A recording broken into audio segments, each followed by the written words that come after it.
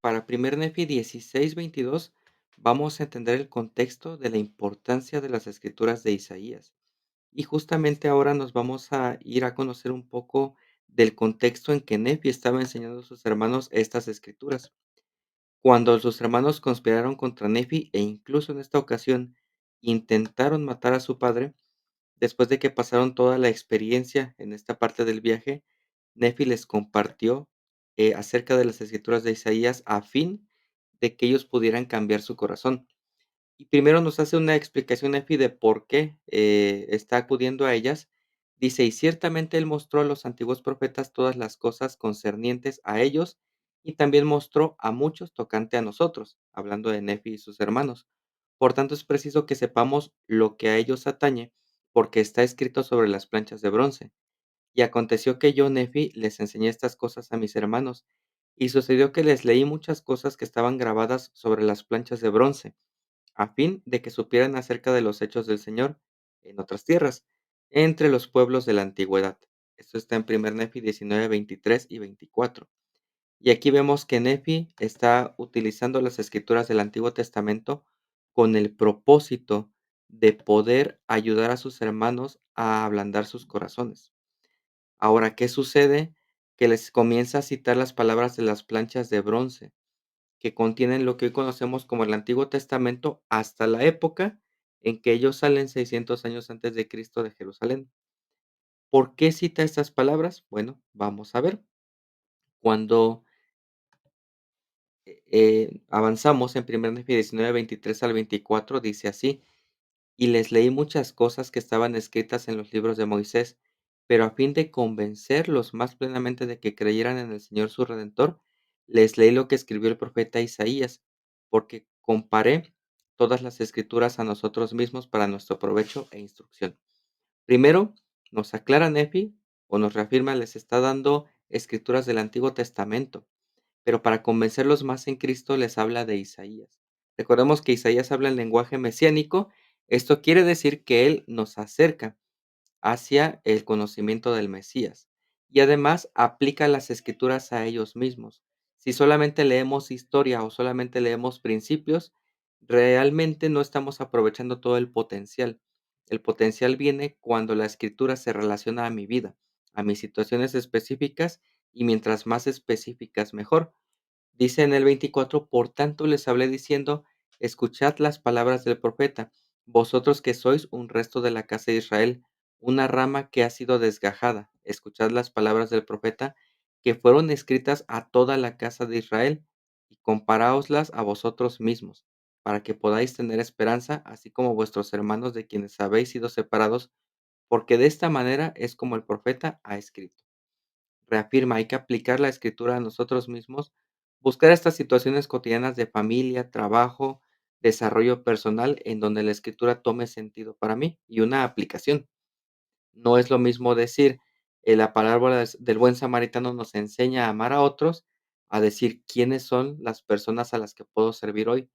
Las nombro, las enumero y hago planes. Entonces, Nefi les está enseñando con un lenguaje tomado de Isaías, o más bien con escrituras tomadas de Isaías a sus hermanos, y los invita a aplicar las escrituras a ellos mismos. Entonces, de esta misma manera nosotros podemos aplicar las palabras de Isaías. Lo difícil viene con que a veces sentimos que son difíciles de entender. Si avanzamos un poco más, Cristo, en tercer Nefi 23, cuando visita las Américas, reafirma las palabras de Isaías. Y esto es lo que él dice, y aquí viene una parte interesante, porque hablaremos de cómo las escrituras se cumplen de manera dual, o sea, se pueden cumplir en el pasado y volverse a cumplir en el futuro, o sea, se cumplen más de una vez. El Salvador enseñó esto. "Y he aquí, ahora os digo que debéis escudriñar estas cosas. Sí, un mandamiento os doy, de que escudriñéis estas cosas diligentemente, porque grandes son las palabras de Isaías". Ojo, aquí estamos en tercer Nefi 23. No estamos en primer ni segundo Nefi. Aquí está hablando Cristo cuando visitó las Américas. Cristo mismo está aprobando las palabras de Isaías, aprobando. Y entonces dice así: "Pues él ciertamente", Isaías, Habló en lo que respecta a todas las cosas concernientes a mi pueblo que es de la casa de Israel, por tanto es menester que él hable también a los gentiles. Y todas las cosas que habló se han cumplido y se cumplirán, de conformidad con las palabras que él habló. Y esto está en Tercer Nefi 23, 1 al 3. Y aquí el Salvador expresa que las cosas de Isaías se han cumplido y se van a cumplir. Y aquí nos abre la puerta a las escrituras de cumplimiento dual. Si es cierto que puede que estemos hablando de un éxodo en la antigüedad, pero ese mismo éxodo simboliza el éxodo y la salida de Babilonia de nuestro futuro.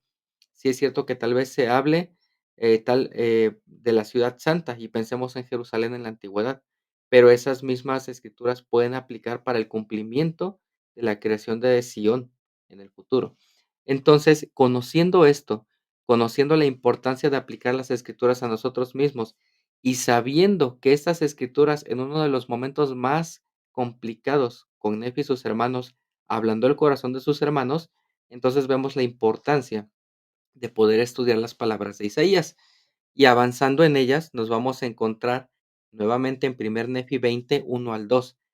Escuchad y oíd esto, oh casa de Jacob, que os llamáis del nombre de Israel, y habéis salido de las aguas de Judá, o sea, de las aguas del bautismo, los que juráis por el nombre del Señor y hacéis mención del Dios de Israel, mas no juráis ni en verdad ni en rectitud. Y no obstante que de la ciudad santa os hacéis nombrar, no os apoyáis en el Dios de Israel, que es el Señor de los ejércitos. Sí, el Señor de los ejércitos es su nombre. Si nosotros miramos con detenimiento, vamos a encontrar algunos elementos importantes en esta parte de Isaías citada por Nefi, un poco diferente a la versión que llega en la Biblia Reina Valera, porque primero aquí establece que existe el bautismo entre los judíos o entre la casa de Israel en estas épocas. Si bien no encontramos muchos indicios de bautismo en las escrituras del Antiguo Testamento, sabemos que era una práctica primero porque Juan lo hacía y los rabinos, bueno, los escribas y fariseos de esa época no tenían ninguna extrañeza en esto. Más adelante, por los años 1960, que se escudriñan los rollos del Mar Muerto, bueno, se encuentran que hay prácticas muy parecidas al bautismo en esta época. Y lo más importante, casa de Jacob, casa de Israel, practicaban el bautismo, se llamaban a sí mismos que eran el pueblo de Israel, pero dice que no juraban, o más bien juraban por el nombre del Señor, hacían convenios, pero no lo hacían en verdad y rectitud, aun cuando ellos se hacían llamar de la ciudad santa. Entonces, ¿qué advertencias comenzamos a recibir nosotros? Bueno, pues primero vamos a conocer que lamentablemente, y esto lo dice el presidente Nelson en una conferencia general de octubre del 2020, la posteridad de Israel quebrantó los convenios que había hecho con Dios, apedrearon a los profetas y no estuvieron dispuestos a permitir que Dios prevaleciera en su vida. El presidente Nelson nos enseña que una de las connotaciones o acepciones que tiene en hebreo el nombre de Israel tiene el significado que Dios prevalezca. Entonces, toma sentido que Isaías reclame, el Señor a través de la voz de Isaías reclame que se llaman Israel, pero no juran en verdad ni en rectitud, porque Israel como nombre no estaba viéndose reflejado. Dios no prevalecía en su vida. Posteriormente, dice el presidente Nelson, Dios los esparció por los cuatro extremos de la tierra. Afortunadamente, más tarde, prometió recogerlos, como informó Isaías. Por un breve momento te abandoné, pero te recogeré con grandes misericordias. Vamos entendiendo un poco entonces de lo que significa el pueblo de Israel, de cómo era el pueblo de Israel en la antigüedad, en la época de Isaías, y por qué era así, porque no estaban guardando sus convenios.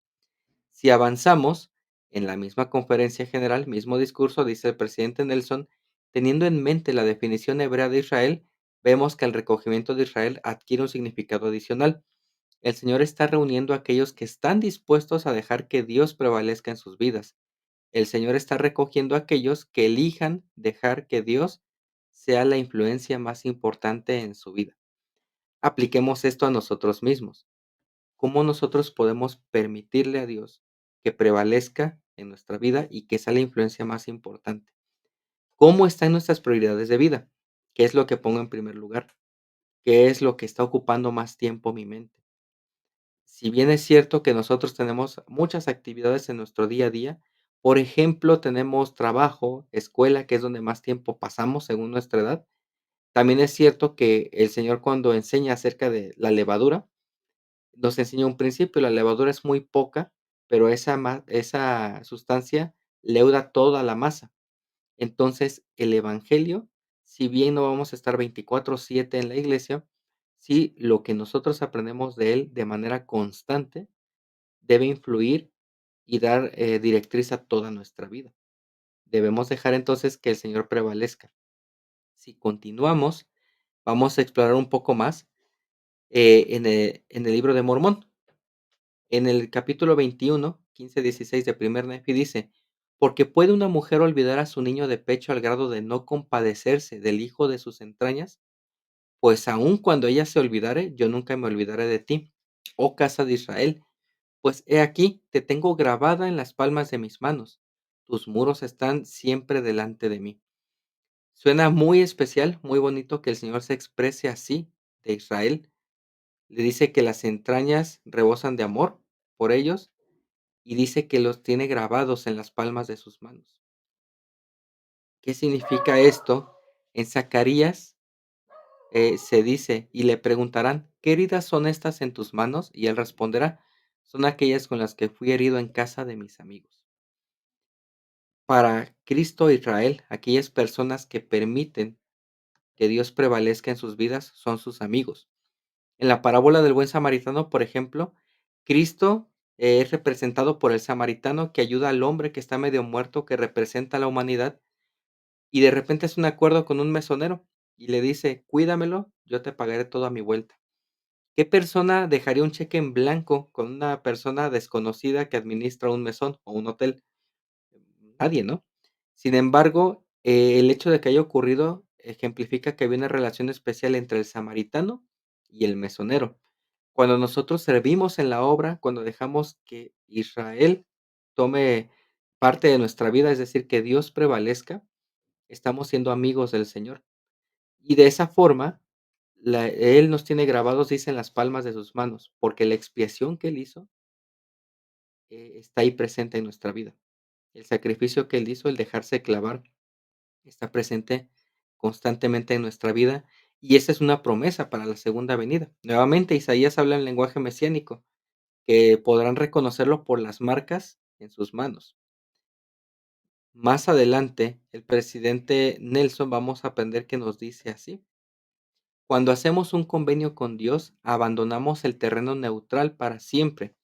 Dios no abandonará su relación con aquellos que han forjado tal vínculo con Él. De hecho, todos los que han hecho convenios con Dios tienen acceso a un tipo especial de amor y misericordia. En el idioma hebreo, ese amor del convenio se llama Gesed. Y esto está en la Leona de octubre de 2022, discurso del presidente Nelson, el convenio sempiterno. Nuevamente, con estas marcas fui herido en casa de mis amigos. Aquellos que dejan que Dios prevalezca en sus vidas y hacen convenios con Dios, acceden a este amor que se llama Gesed. No tiene una traducción al español. Algunos lo traducen como misericordia, pero la traducción se queda muy corta, porque en ese momento que se hacen convenios, se guardan. No solamente se entra a las aguas de Judá y ya, como dice Isaías, sino que se guardan, entonces pasamos a ser amigos del Señor si trabajamos con Él, si guardamos los convenios, porque el guardarlo implica muchas cosas. Y hoy aprendemos del presidente Nelson que hasta hay una palabra hebrea que expresa ese amor especial y misericordia para aquellos que hacen convenios y guardan convenios con el Señor. Regresamos a Nefi y en primer Nefi 22 dice: "Por tanto, lo que he leído tiene que ver con cosas temporales". Aquí le está explicando Nefi a sus hermanos cuál es el significado de lo que les leyó de Isaías, tanto temporales así como espirituales. Porque parece que la casa de Israel será dispersada tarde o temprano sobre toda la superficie de la tierra y también entre todas las naciones. Nefi, 600 años antes de Cristo, está vislumbrando esto. Más adelante, en 22, 8, y después que nuestra posteridad haya sido dispersada, el Señor Dios procederá a efectuar una obra maravillosa entre los gentiles, que será de gran valor para nuestra posteridad. Por tanto, se compara que serán nutridos por los gentiles y llevados en sus brazos sobre sus hombros. Y también será de valor a los gentiles, y no solamente a los gentiles, sino a toda la casa de Israel, para dar a conocer los convenios del Padre de los cielos con Abraham, que dicen, en tu posteridad serán benditas todas las familias de la tierra. Y estamos en esta época, en donde de los gentiles, o de todas las naciones, es otra forma de entender gentiles, se está llevando el evangelio para recoger a la casa de Israel, recoger a todas las personas que están dispuestas a que Dios prevalezca en sus vidas. También hablaremos en algún momento de la casa de Jacob y cómo ellos están dispersados por toda la tierra. Sin embargo, vamos entendiendo ahora la labor que nosotros tenemos. Y ahora vayamos a un discurso de un devocional del presidente y la hermana Nelson, que se llama Juventud de Israel. Piensen en la emoción y la urgencia de todo. Cada profeta, comenzando con Adán, ha visto nuestros días, y cada profeta ha hablado sobre nuestro día en que Israel sería recogido y el mundo estaría preparado para la segunda venida del Salvador.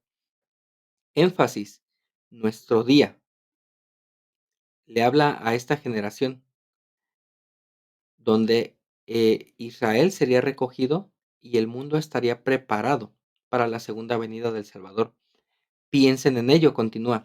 De todas las personas que han vivido en el planeta Tierra, nosotros somos los que participaremos en este último y grandioso recogimiento. Está marcando un precedente. No dice hemos participado, no dice hemos estado participando y no dice prepararemos para que participen. Se está dirigiendo a nuestra generación. Él se está incluyendo, el presidente Nelson, en este grupo y dice participaremos en este último y grandioso recogimiento. Y entonces aquí nos encontramos, justamente preparando el mundo para el último gran recogimiento del pueblo de Israel. Aplicándolo a nosotros mismos, ¿qué podemos hacer para que Dios prevalezca en nuestras vidas? Podemos comenzar a priorizar diferente cómo nos organizamos, comenzamos a darle el peso adecuado al vivir el Evangelio en el hogar, al hacer cosas en nuestro hogar y al prepararnos también sirviendo a otros. Regreso a la parábola del buen samaritano. Cristo podría ser representado por el samaritano y el mesonero por su amigo. Cuando un levita pasó de largo y vio al hombre herido en el camino y siguió, él representaba a la ley de Moisés y el oficio sacerdotal, que si bien es un símbolo de Cristo por sí mismo, por pura obediencia, no puede salvar a las personas. De la misma forma, a veces nosotros somos egoístas y decimos, bueno, yo vivo el evangelio en casa, yo leo las escrituras, yo oro, pues ¿para qué voy a la iglesia? ¿O para qué acepto un llamamiento? Me quita mucho tiempo. Se me hace difícil desvelarme o desmañanarme por servir o agregar algo más a mi ocupada agenda. Y entonces nos convertimos como en este levita que trata desde un círculo pequeño salvarse a través de solamente obedecer para sí mismo. Pero cuando nosotros aceptamos servir a otros, aceptar llamamientos, aceptar servir desde donde estamos de una manera activa eh, y completa, dejamos de ser este levita y nos volvemos más como Cristo, como el samaritano, que se detiene, venda las heridas, cura y se asegura que esta persona sea rescatada, sea sanada. En ese momento nos convertimos más como en Cristo, nos convertimos en el mesonero que se queda a terminar de curar las heridas que Cristo sanó y nos convertimos en sus amigos. Así es como se llega a la exaltación, siendo más como Cristo y siendo amigos de Él. Sí, se puede vivir, tener tu relación a lo mejor con los mandamientos, pero sería pretender ser como un escriba, un fariseo de antaño, que por solo obediencia personal y egoísta nos vamos a salvar.